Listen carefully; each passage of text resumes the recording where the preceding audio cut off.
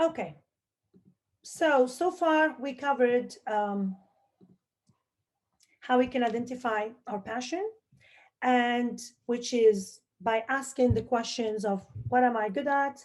If I had to do the one thing without being paid, what would that be? If I were to be known for three things, what those things are, which means we have to do the work on ourselves, asking those questions, but we can also ask around. And now we are covering the top model, which stands for talent, opportunity, and passion. And the intersection of that will give us that purpose and that why, and how we can balance it to find out. So, how do we find our talent? Just do the slideshow.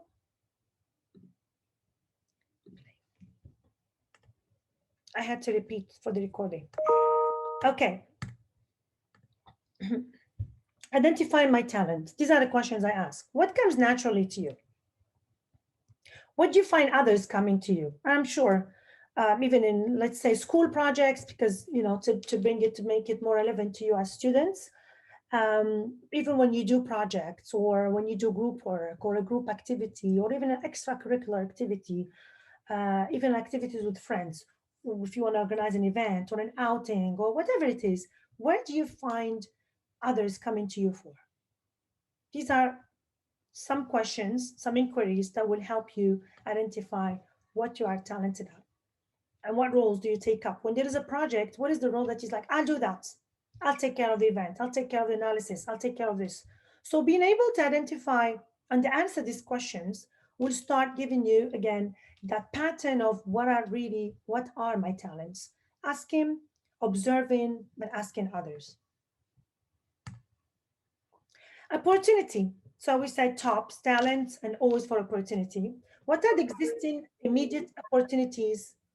Could be something small or big that I could choose to do today. What are the existing, based on the talent, once I identify these are the things that I'm good at, what are some immediate opportunities that could help me practice that? Could be an internship, a product, a gig, a freelance job, whatever it is, a project at school. Okay. And then I start seeing what are the potential future opportunities now that I'm talented at data analysis, for example. What are the jobs that look for that? Now that I feel that I'm good at event management, I'm good at digital and the digital marketing, whatever it is.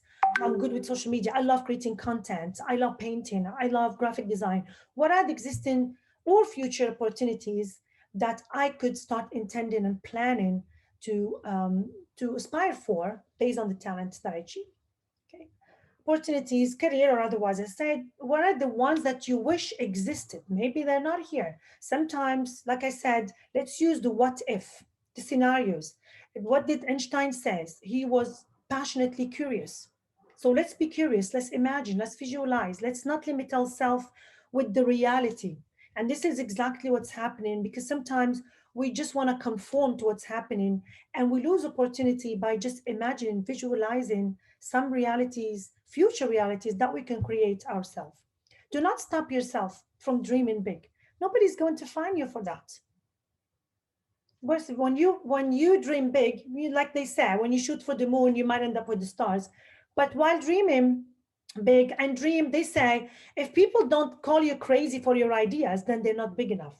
I think, I don't know, some wise man said that. I don't know if it's Steve Jobs, but one of those geniuses said, if your ideas don't scare, somebody said, if your ideas don't scare you, or your dreams don't scare you, or your ideas are not called crazy, then they're not big enough. And that's a call from me to you to really always dream big because we might diverge and then be able to converge to what's realistic. But when we start big is where the innovation sparks and where we can find and identify those opportunities. So you see, that's like one of the things that I feel passionate about. You can see the picture, you can really see me doing that when I'm working with women. And I want you to apply that to yourself. So I would say, and you will see me with that same face that she has. It feels amazing to me when I create safe spaces for women and for youth to thrive, to see their ideas come to life, to be inspired, to not feel desperate, to create their own job rather than looking for a job. So it's really answering that question. What do I love to do? What motivates, this is in summary, what motivates me to get up in the morning every day? What is it that I want to achieve? So, and it also can be helpful to identify what does not motivate me, because sometimes when I start by process of elimination, I know that what I'm not passionate about, it could be the start of me identifying what I am passionate about.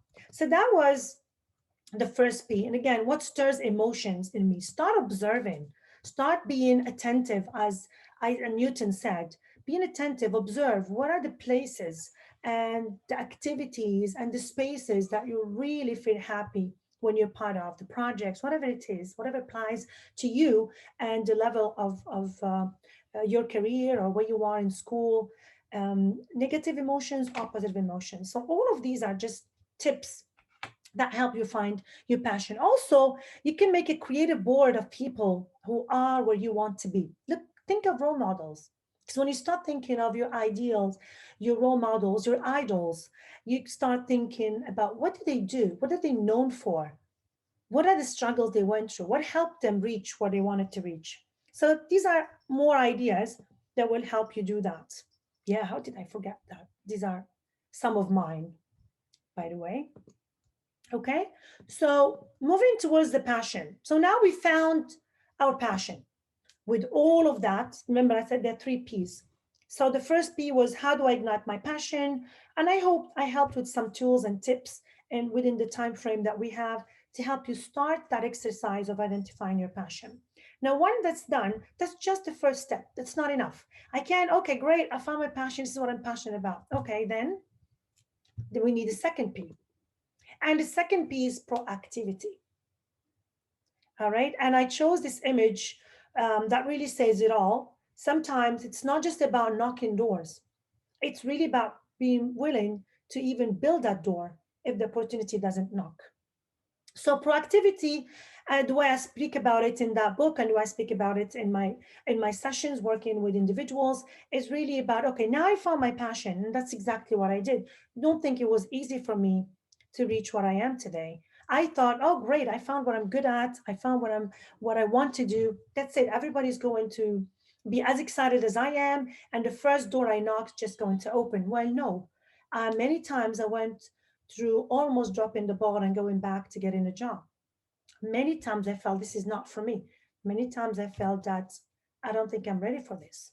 I live in Dubai, an expensive city, and I'm trying to make this idea work. And a lot of people don't believe in it. They see me small. They prefer to work with the big names. They don't believe in me. And I didn't despair. It was hard. It was challenging. Like I said, many times I felt it's not going to happen. But I had to build that door when the doors that I knocked didn't open. But I had to start by knocking the right doors, had to identify. So this is the second P, which is proactivity, being able to say, okay, now I'm going to create the space. I'm going to go and look how I can turn that passion into something that's going to help me grow, that's going to make me money, that's going to create that job for me. And at the same time, create that space and create that change and that a positive impact. So proactivity means, or being proactive means taking control and saying, that's it, this is my action list, I'm going to start doing this. I identify what I want to do, I identified my talent, what the opportunity is, I have to start actioning that, making actions but also being accountable. It means letting go of things that are not within our control. I mean, we could sit here and keep saying, oh, in Morocco, the regulations don't help. It's really about if you are not the son or the daughter of the who's who, you're not going to make it. I don't have control over that. I can sit there. That's passive. That's not proactive. Why do I want, or it's Corona, there is lockdown, the economy is slow. These are things it's okay to be aware of. But I cannot consume my energy worrying about stuff that I have no control of. Rather, I need to channel my energy towards what I can influence. And we're going to see this a little bit more. I need to focus and be happy people who are proactive people who don't spend their time crying about the internet that's not there, or the economy, or the country, or the corrupt politicians. That's there. We're aware of it. But if I spend my energy thinking about it, there's nothing I can do. I can't change it. So why do I can be aware of it and say, I'm aware of it. One day a month, I can vent about it and I can complain about it just because we're humans. We love to complain, but I cannot wake up every day and let it determine who I am. Okay. And it's about checking for solutions rather than problems. I work with a lot of people. The minute I say something, they start thinking why it won't work. Right. And that's a mindset. And please be careful. I beg you, be careful about that because it won't help you in your life. You need to have that mindset that looks for solutions. It's very easy to pinpoint the problems. It's always easy to find why it won't work. And once you train your brain thinking that way, you will have that pattern. And that's what sets the successful people from the non so successful. Our brain, and I did study neuro leadership and some neuroscience, our brain, this is scientific, it's not some motivational speaking words. It's really science shows that our brain works in patterns. If we continue, if we just take 30 days, for example, and say, I'm not going to complain, I'm always going to look at what went well in my day. Please do this exercise every day for 30 days, no matter how your day went. Try to find three things that went well. When your brain starts looking at what went well, it will develop that pattern. And then little by little, you will see how you trained your brain to always look for solutions no matter the situation is. Because that's the only way. We have no control about what's going around us, but we can train our brain to look for solutions. Being proactive also means, like I said, activating our circle of influence and deactivating our circle of control. You see, everything that happens in our life could fit in either of these circles. We are either looking at things that are out of our control, like I said already, I gave you examples. And there are things that are within our controls, which are things like we can individually, me as Hanan, can change or improve. This is what I need to activate. These are the things that I need to worry about every day. For example, the way I respond to things, my attitude, my mindsets, my growth.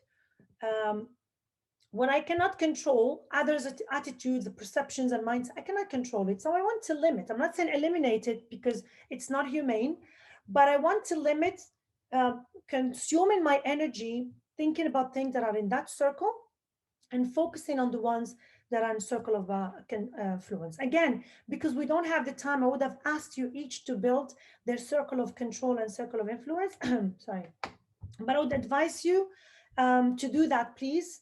Think of everything that happens in your life or in your day and see, usually when I do this in class, I would draw two tables and I would give sticky notes to everyone and I say, okay, put things in circle of influence, circle of control, meaning things you think you can influence and things you think you cannot influence and you won't think about them. And trust me, in the same room, we'll have different people put in everything concern, which are these are the people that are not proactive. The same, let's say I'm doing this with bankers, for example, and somebody would put um, the boss's attitude in concern, and some would put it in influence. What does that tell you? Some people feel that they are proactive, they can really influence things more than others. So the happy people and successful people are the ones who have a wider circle of influence and a very tiny circle of concern. That would be only like earthquake or economy or regulations and pandemics, things that we cannot control. Okay, I want to give some time for questions. That's why I'm going fast. It also being proactive is also called for accountability. So how can we be more accountable? I can want to do things, but and I'm still suffering from that sometimes. I just lose track. I just get lazy. I procrastinate. So I started working on establishing goals. And goals are smart goals, specific, measurable in times, meaning I cannot say, I want to be better at what I do. What does that mean? It has to be specific. If I want to be better at a skill, means I want to improve my skills in communication by the end of this year. When I say that, I can set measures. How am I going to measure that? And once I have a deadline, my mind start thinking how I can achieve it. And study shows when we have goals written, because sometimes we feel, I know what I need to do, I know what are my objectives. When you just write them, even just have a personal journal and say, I want to achieve this by this date, there is a chance of 30 to 40% of achieving those goals just between people who write and people who don't write them. Brainstorm, exchange ideas. It also helps us to be more proactive. Ask your friends, people you trust, your mentors, people you look up to on your goals and objectives, and let them help you set your goals. Have an accountability buddy. This works for me up to date. I always have someone that I trust, my friends, my colleagues, my partners, my associates. If I want to achieve something, I'm like, I want you to hold me accountable. This is what I'm trying to achieve. Can you please check with me weekly what I'm progressing? It works like a charm.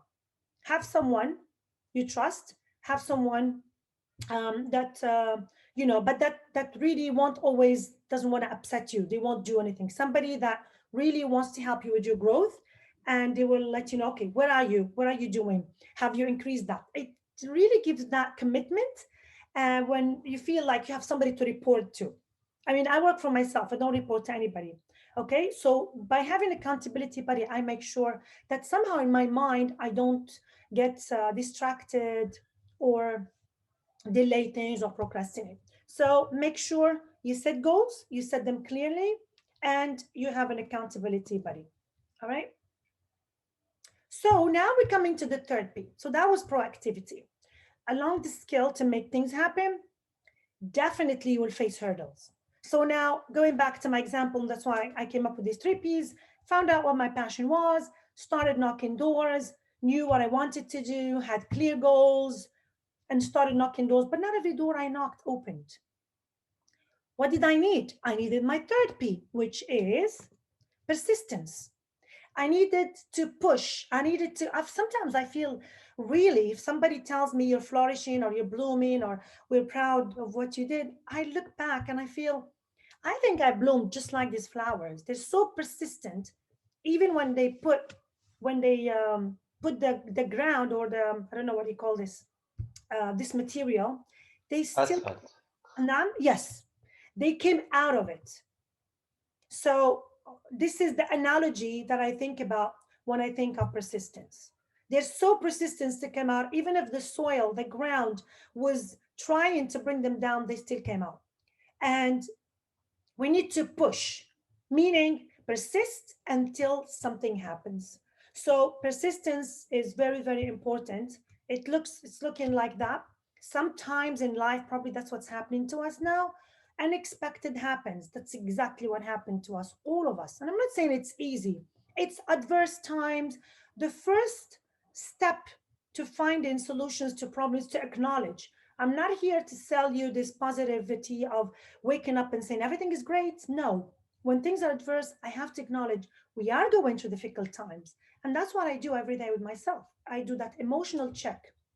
We are going through difficult times. I am aware of it, but I'm not going to let I'm not going to let this emotion rule my day. I acknowledge it and I put it to rest and I get on with my day. I know that things could happen, that the pencil broke, but I need to know how to turn these problems into opportunities, how to make this broken pencil into two shorter pencils, but it became not anymore broke, but it became an opportunity. Actually, we have even three sides because the purpose of life is to live a life of purpose. And I want you to close your eyes and repeat that because really, the happiest people in life, and I think we were all called, whether we look at it from, from a spiritual place or from a professional place or from a personal place. I think everything's called for purpose. I don't think we were born here just to consume, to grow, consume, and die. I think we were called to have some kind of purpose, even if that purpose is to live a great life and a luxurious life or whatever. But we need to know what is our purpose and find out that we need to live that life of purpose. I made that leap. I jumped in Zimbabwe, a free fall. Again, you see what kind of adventures I do. And then learning from there, You see, so I was there. Definitely my eyes were closed in the next one. I cannot even tell you how I felt. And out of all places in Zimbabwe, you know, well, I'm a proud African. And then you see that tiny, tiny little thing on the third picture? That's me. Monday took the picture. Trust me, I almost went back after he put the chords. I almost went back. My heart was, you know, pounding. And I said I could back up. And I'm like, no, I did this and I'm gonna go for it. I said Shahadatain because I'm Muslim, and then I went for it. But my learning from this was what? That sometimes life puts you on an edge. I was at the edge. Could have backed up. But you know, it took me 3 months to get the reflection. I did this in November 2017. And in December, we were having one of the groups, the spaces that I run with some ladies. And it was December, and we were saying, okay, what are the virtues that we want to bring in the new year? And suddenly, this whole experience came before my eyes. And I thought, you know what? Whatever I'm going to say here, I learned it in experience. This is the virtue I want to start the new year. And I think it's valid for every year. When I am at the edge, I'm not going to back off. I'm going to have the courage and I'm going to have the faith. Because what is faith? Is when you really, we all say we have faith, but faith is tested when things go wrong and you say, this cord that is around my waist won't break. I had that faith for me to be able to have the courage to throw myself on a free fall. So I thought that when life puts me in the edge, because if I didn't do that, I would have missed an opportunity to be over Victoria Falls and see something beautiful. And that's what happens. Sometimes we need to have that courage. We need to have faith that we have safety cord so that we don't miss out on life opportunities. And that's how I wanted to close. So are you ready to so for me, this is it. I've done that, and now I'm creating spaces for individuals to thrive. And this is one of those spaces today, and hopefully I managed to. And I want to ask you the question: are you ready to reset your passion or to ignite your passion and to reset the way you were looking at things before COVID or before we had a talk or before you learned and you made so many realizations that you said? So thank you very much for your attention. I tried to be fast to keep some time for questions or for comments, but it was a pleasure interacting with you and sharing with you my humble journey. And I hope that you could find some source of inspiration that would help you in whichever path that you choose for yourself. And I'm happy to answer any questions or listen to your comments.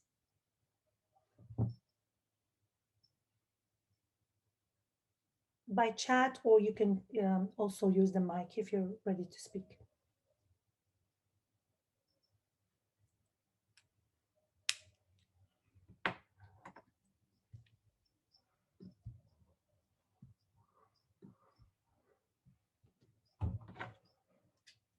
Okay, let's see.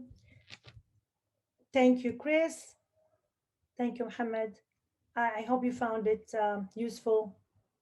Otherwise, I will ask you questions. Sure, no problem. Thank you. We still have 4 minutes.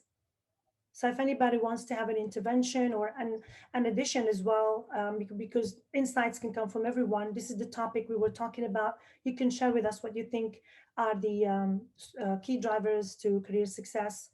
How did you find some of the topics and the elements that we spoke about? Whatever you have to add, please feel free. Thank you, Maris and Rania and Minatullah and Abdullah.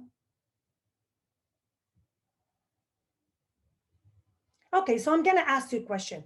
What is the one thing, because we are all different, we listen to the same talk, but each of us takes what fits them. So if you can just tell me in the chat before we leave, in one word or 2 words, one thing that stood out for you, or if you had to summarize the key learning takeaway for you individually, please let me know. It could be a word, it could be a thought, it could be an insight that came from listening to me that applies to you. I would really love to know that.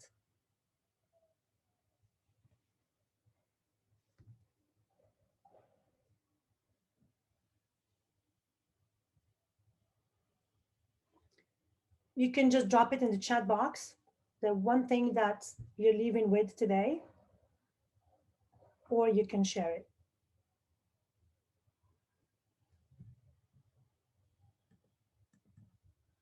And thank you all for your comments. Thank you.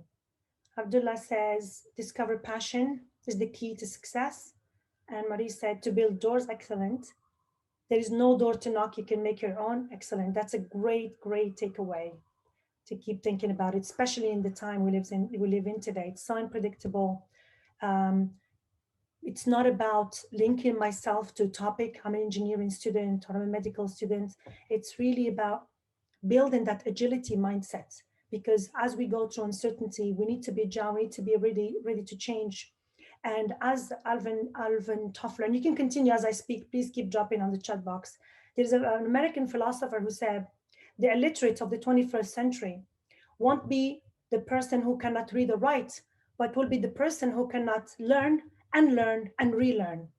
And that's my closing comment for you. Please be willing to unlearn, which is the toughest thing to do, because maybe the future needs new skills. And that's why a lot of people who are call themselves experts, who have 30 years of experience, might not be valid today, might be obsolete, might not be relevant. So we need to always be willing to keep adapting and be agile to the needs of the day. So thank you very much.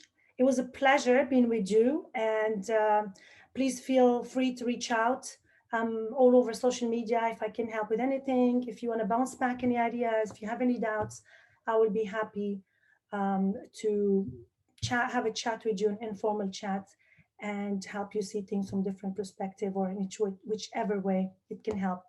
I wish you all the best luck in whichever path you choose in your careers, in your personal lives. And remember the 3 Ps: find your passion, be proactive to make that passion active, and be persistent when things don't work the first time.